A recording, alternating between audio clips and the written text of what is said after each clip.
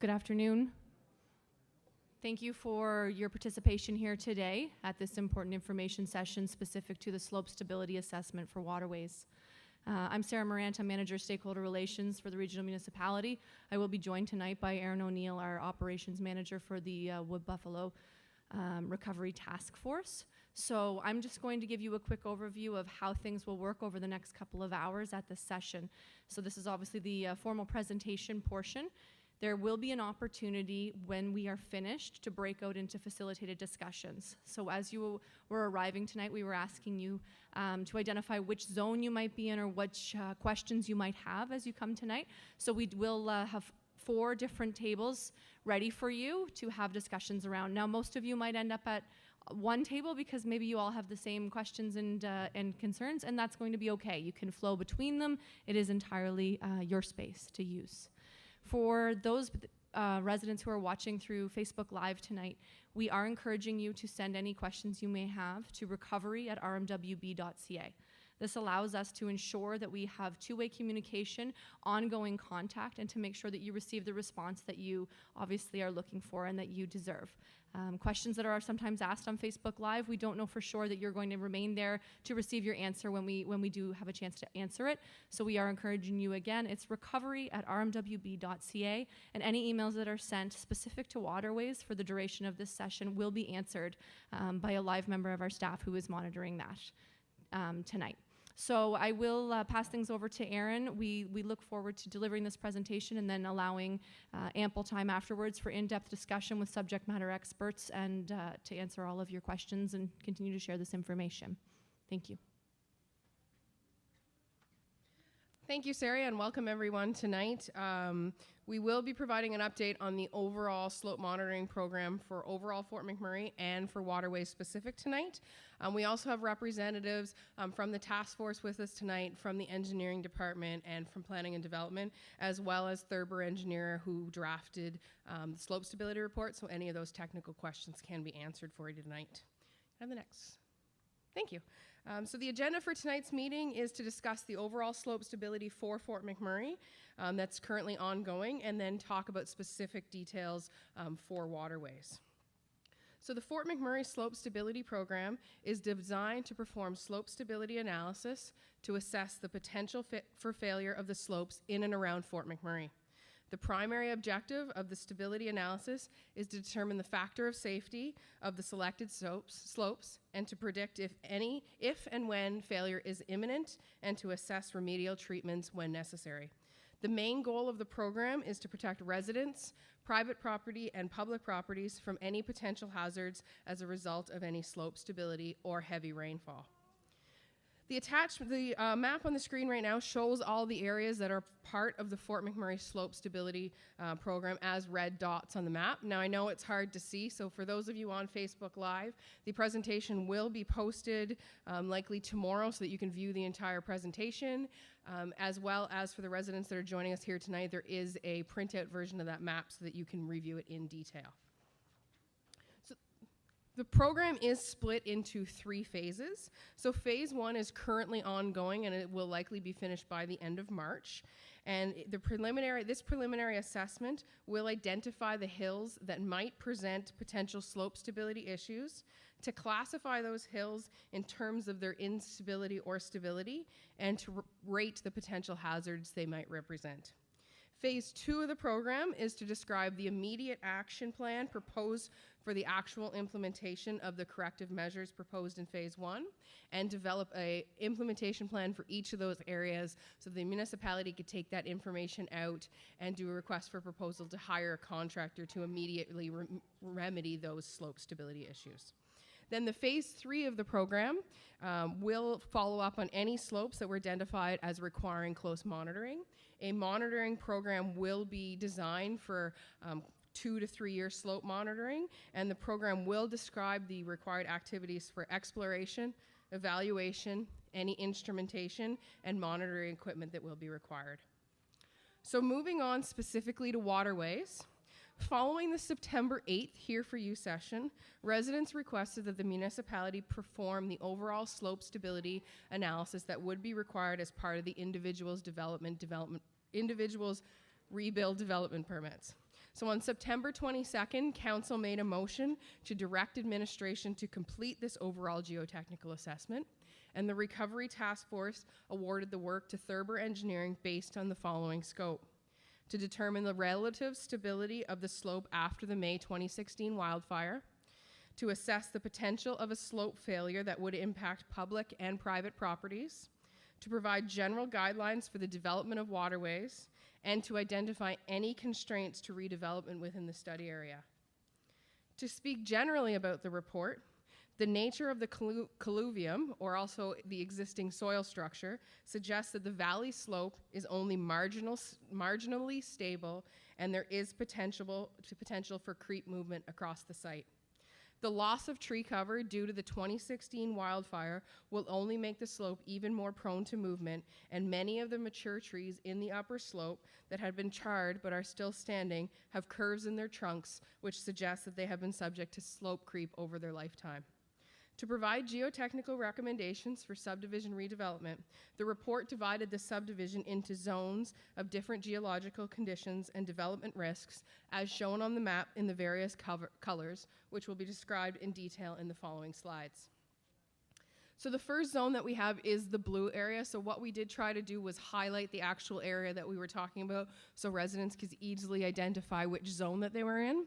So in zone 1, also known as the blue area, from a geotechnical point of view, rebuilding in this area can proceed following the municipality's standard guidelines for development. So we encourage any residents in this area to discuss their rebuild plans with planning and development, and they can proceed with the rebuild.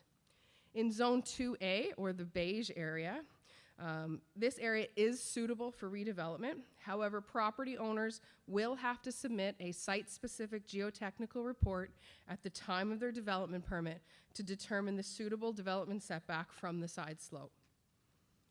Zone 2A, or the light beige area, which kind of travels through that area, this area is not considered suitable for construction of buildings. No buildings did exist in this area prior to the fire, so development won't be allowed in this area post-fire as well. So Zone 3, the yellow area, there are inherent risks with building in this area due to the slope if careful planning, construction, and maintenance are not followed. Any property owners planning to rebuild in this area should be aware of these risks and the special provisions required to rebuild.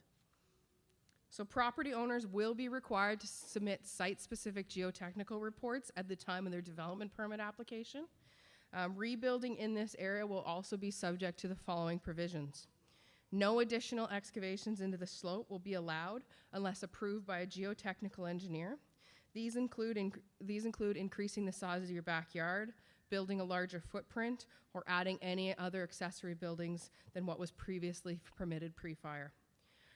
Finished grades should not be changed by more than 0.5 meters of the current grades.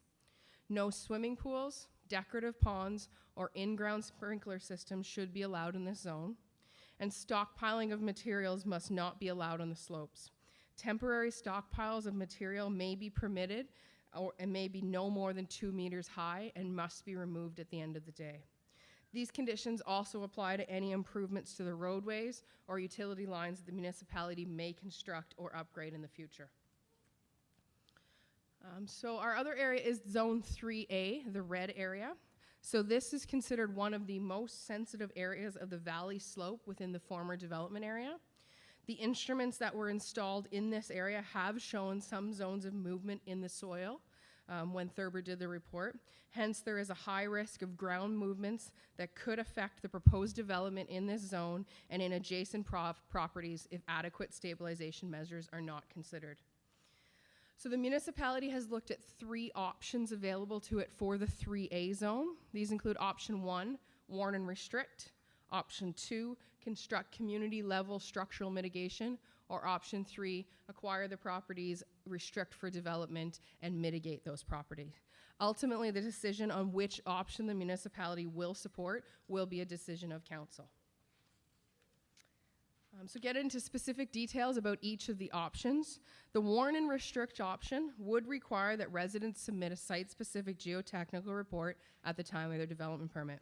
In addition to all the special provisions that we detailed for Zone 3, the following additional provisions would also apply for rebuild in this area. No uncontrolled excavations in this area must be allowed.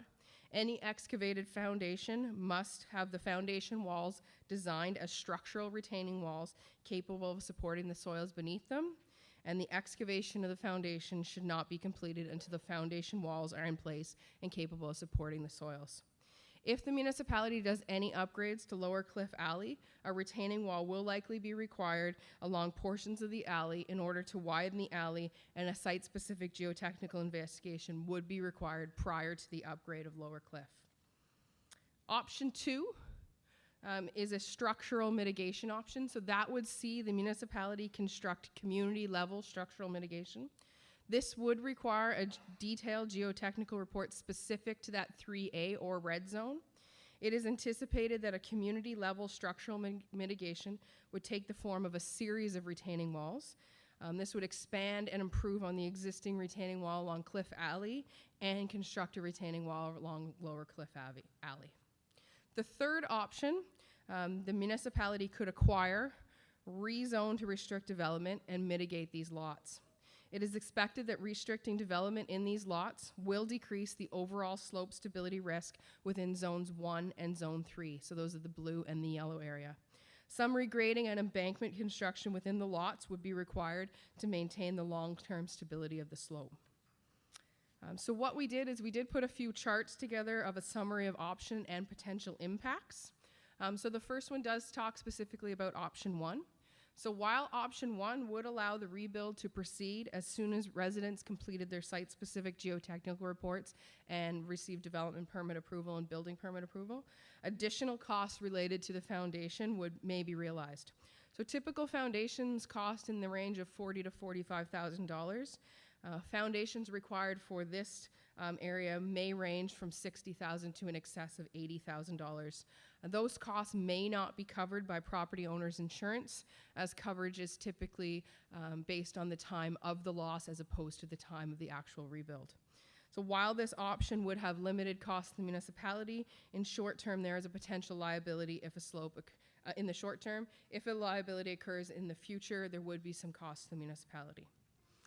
Option number 2, the structural mitigation option. So this would delay the rebuild as zone-specific geotechnical investigation is required to design the structural mitigation, and the mitigation needs to be constructed prior to the residents being able to proceed with the rebuild. Costs for this option may range to between just over $8 million to $16 million. And residents may experience additional living expenses related to the delay in rebuild, and a formal letter would need to be sent to the insurance industry requesting that the typical 2-year rebuild timeline is varied for these residents. So the third option, while the rebuild would not occur in this area under the acquisition option, residents would be provided with immediate certainty. It is difficult for us to provide you with a cost for this option at this time, as each lot would require a site-specific appraisal to determine the lot value. It is expected that restricting development in this area would likely improve the slope stability for the zones 1 and 3, and a formal letter would need to be sent to the insurance industry if council decides to pursue this option, requesting that the build-in-place requirement which is typical in most insurance policy, be waived for these residents. There's one more zone that we have. This is zone 4. It doesn't have any color on the map. So no development is allowed in this area, as this area appears to be more active slope stability movement than other areas. Revegetation of this area should be promoted to improve flood cover and reduce surface infiltration and erosion. Just note there was no development in this area prior to the fire, and the land is all currently owned by the municipality in that area.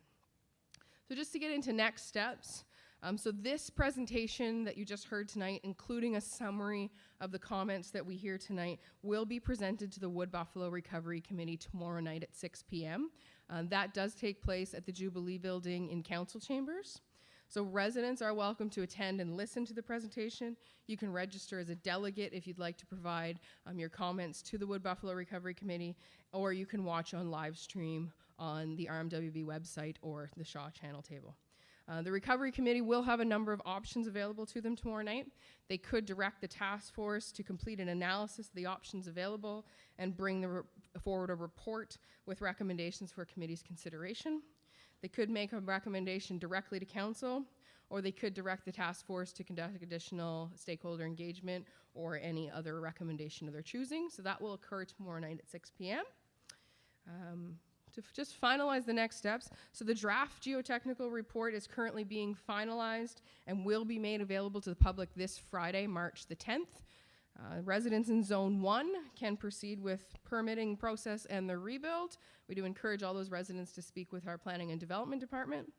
Property owners in Zone 2 and 3 can proceed with their lot level geotechnical investigation, the permitting process, and the rebuild. You will have that report on Friday, so you can take the geotechnical report that we had done to a geotechnical engineer, and they can do your lot-specific geotechnical report. And then the residents located in Zone 3A will be required to wait for a council decision on the mitigation option. The Wood Buffalo Recovery Committee will be responsible for making that recommendation to council. Thank you.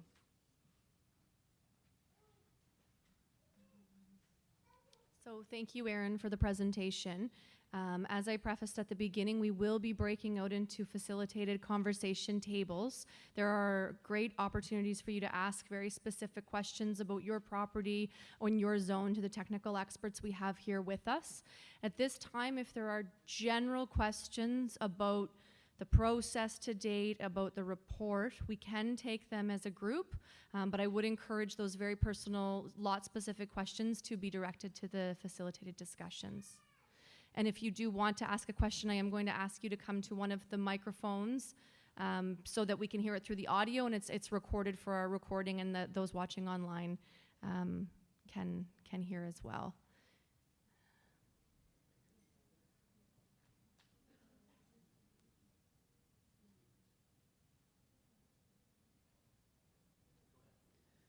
Thanks for the presentation, Erin. And Sarah, the question I want to ask is the Thurber report. Are residents able to obtain an electronic copy of that? Will it be available on the municipal website, or do you just have to request that it be emailed to you? If you don't mind elaborating on that. Sure, that's an excellent question and one that is applicable for many residents, so thank you for that.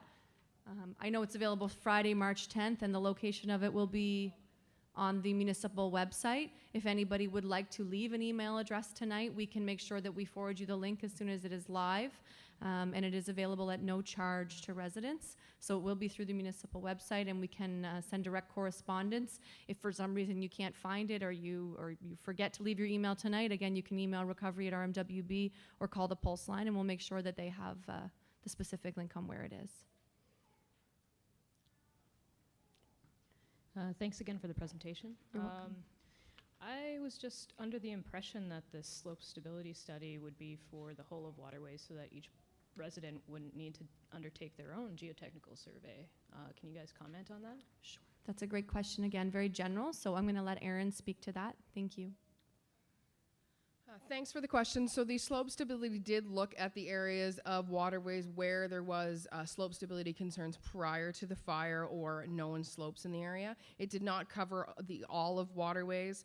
The only time that you would be required to submit a lot level geotechnical report would be as part of your building permit, if that was required for your building permit. We didn't look at those specifically because those are so specific to the foundation that you're doing or the type of structure that you're building that they're so specific. It would not assist in those areas, whereas this area it assists because it tells about the actual slope. In the other areas of waterways, there aren't those slope stability concerns. It's just specific to your foundation or the type of structure that you're designing for your building permit. Thanks, Erin. Hi. Yes, Hi. go ahead. Just a general question. So when we looked on the chart and it talked about option 2 and it said that there would be a delay in rebuilding, is that just for zone 3A or other zones as well? Thank you. That's another really good question. I'm going to let Erin take that one. That delay in the rebuilding would just apply to zone 3A. The reason that there would be a delay to rebuild is we would need to do that geotechnical investigation specific to that red zone. Then we would need to do a pre-design of any structural mitigation, detailed design of the structural mitigation, and then construct the structural mitigation. All of that would have to occur before residents can proceed with the redevelopment. However, the other areas would be mitigated through their own lot level geotechnical investigation. So that delay would only apply to the red area or Zone 3A.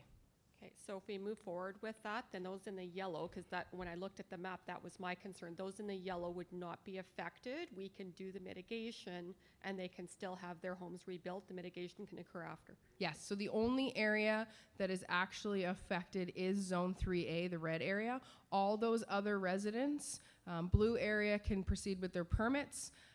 Zone 2 and Zone 3, so the yellow area and the beige area, can proceed with their lot level geotechnical and then proceed with the permit. So no delay in rebuilding for those areas. Those other zones will need to wait for our geotechnical report, which will be available on Friday.